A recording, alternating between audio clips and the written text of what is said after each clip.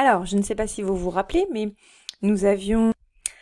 Alors, j'ai réalisé un petit modèle sur le logiciel que nous avions déjà étudié ensemble, où on avait vu l'évolution des éléphants. Donc ce logiciel et du modèle permet de modéliser plein d'autres choses. Ici, moi, j'ai choisi d'autres acteurs et d'autres règles qui permettent de représenter l'évolution d'un virus.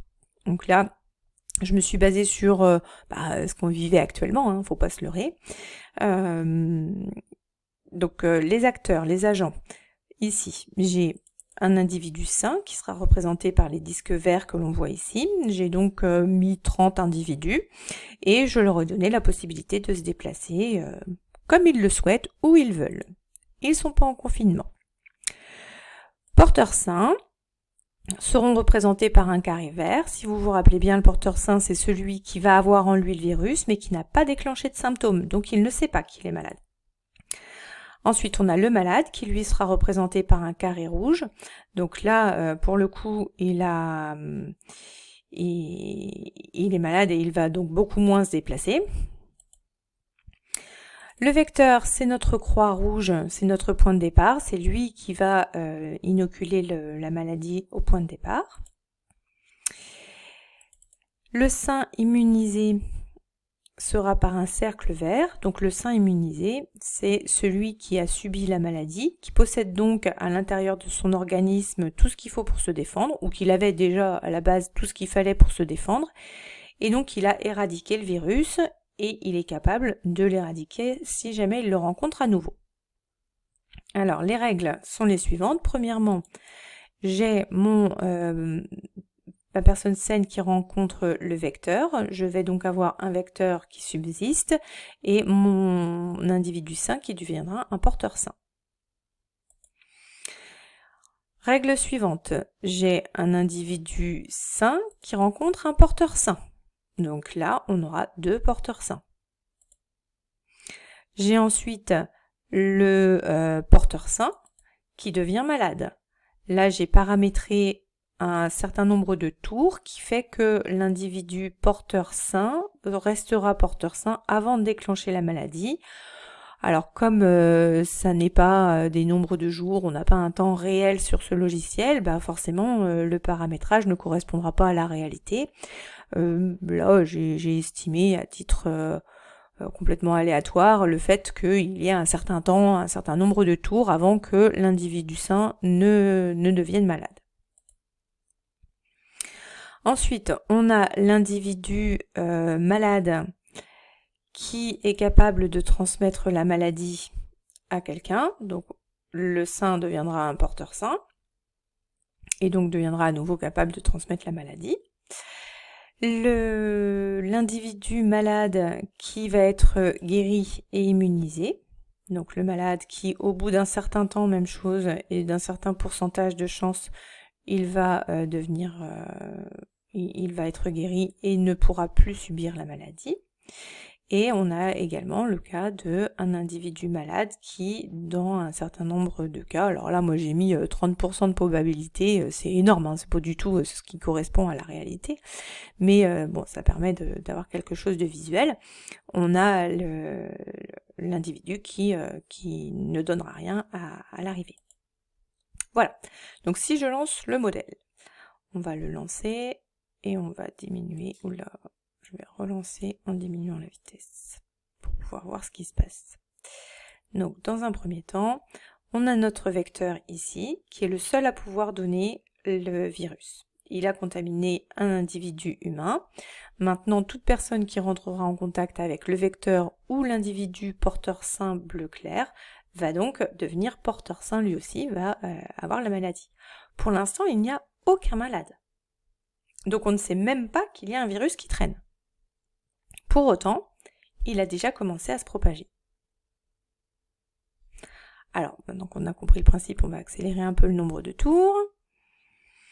Tout le monde se déplace, tout le monde se transmet le virus, voilà, on fait pas attention, on se lave pas les mains, etc. Et puis au bout d'un certain nombre de tours, eh bien, les individus malades commencent à déclarer la maladie. Et là, on se rend compte que y a un problème. Donc la maladie se déclare, tout le monde est malade, c'est le pic de la maladie. C'est la catastrophe quand les hôpitaux n'arrivent plus à accueillir toutes les personnes qui ont besoin, tous les médecins n'arrivent plus à accueillir toutes les personnes qui ont besoin. C'est le cas d'une épidémie. On est dans le cas d'une épidémie. Ensuite, voilà, les personnes malades sont guéries. On a donc des porteurs sains qui arrivent et la maladie est éradiquée. On a donc eu une épidémie avec un pic épidémique important puisque tout le monde a été malade en même temps. Maintenant, si je change un peu les paramètres et que j'empêche les gens de bouger. Imaginons que, alors je ne peux pas faire en cours de route comme nous ça s'est produit, le logiciel ne le permet pas, mais je vais baisser la capacité de déplacement des individus sains. Je vais leur autoriser un déplacement non plus à 75%, mais à 10%. Même chose pour les porteurs sains, hein, ils auront le droit de se déplacer à 10% seulement. Et les malades, ils se déplacent déjà à 10%, donc il faut bien qu'ils aillent à l'hôpital, on va les laisser se déplacer aussi. Les sains immunisés, lui, eux, ils peuvent bouger, évidemment, comme ils veulent. Alors, c'est parti. Donc là, on se rend compte, on est toujours en vitesse accélérée. Si je me remets à la vitesse initiale, voilà, ça bouge pas des masses.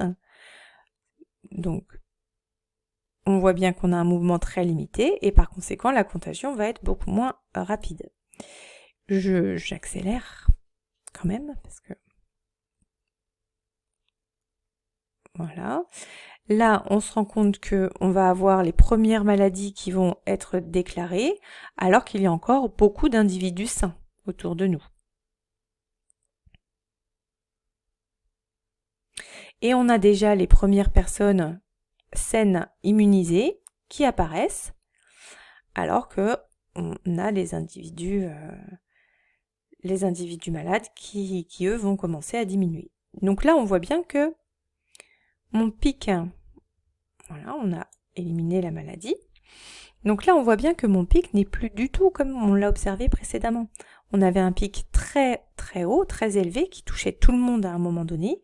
Là, on s'est rendu compte que il y avait toujours du monde qui pouvait être présent. On n'a pas engorgé les hôpitaux et on a juste eu un pic épidémique quand même, mais beaucoup moins élevé.